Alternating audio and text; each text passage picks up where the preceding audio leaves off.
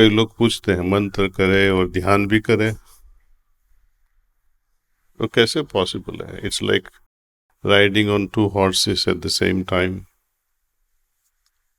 मंत्र करना means mind को चालू रखना, ध्यान करना मीन्स माइंड को बंद करना। ओके, दोनों कैसे होएगा ये?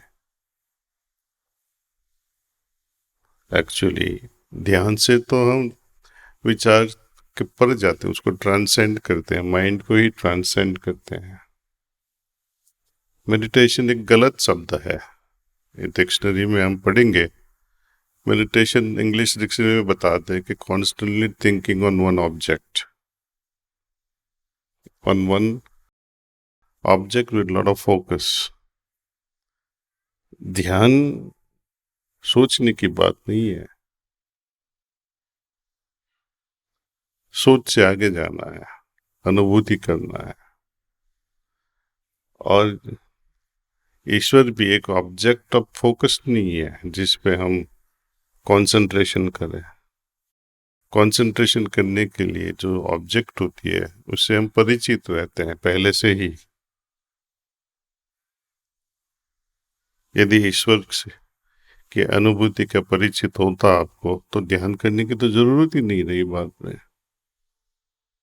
तो इसलिए एक न्यूट्रल भाव से प्रार्थना करते हैं कि ईश्वर, मुझे तो ये भी पता नहीं है तू है कि नहीं, लेकिन इस आशा के साथ चलता हूं कि तू है, और लेट अस सी, अनुभव होए तो मेरी श्रद्धा और बढ़ेगी और बढ़ेगी और बढ़ेगी। हर दिन कुछ नया अनुभव होगा।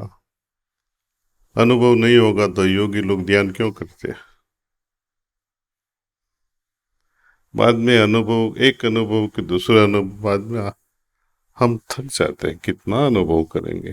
प्रभु बहुत हो गया, थैंक यू। उसके बाद जो हालत आती है वो एब्सोल्यूट शरणागति की होती है, सरेंडर का भाव हो जाता है। तो अपना सहज मार्ग जो है, हार्टफुलनेस वे, ये 3 तरह का कॉम्बिनेशन है। कर्मयोग भी है इसमें, क्योंकि कुछ करना भी है।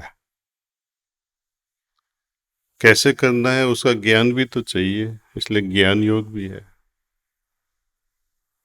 और यदि उसमें इंटरेस्ट, डिवोशन नहीं होगा तो भक्ति कैसे होएगी? तो ये 3 चीजों का कॉम्बिनेशन है, कर्म योग, भक्ति योग, ज्ञान योग, सबका कॉम्बिनेशन।